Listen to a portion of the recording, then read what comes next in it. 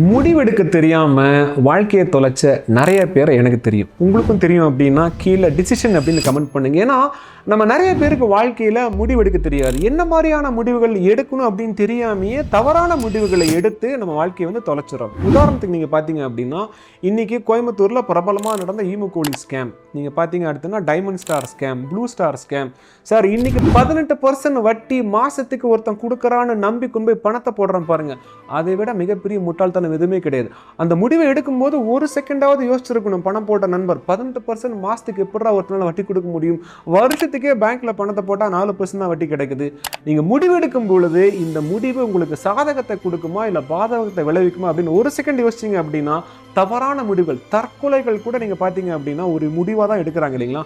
ஒரு செகண்ட்ல நான் சரியா பண்ணணும், சரியா வாழ்க்கையை ஜெயிக்கணும் அப்படின்னு முடிவு பண்ணீங்க அப்படின்னா அந்த மாதிரி முடிவு கூட உங்க வாழ்க்கையை மாற்றும் அப்படிங்கிறத புரிஞ்சுக்கோங்க.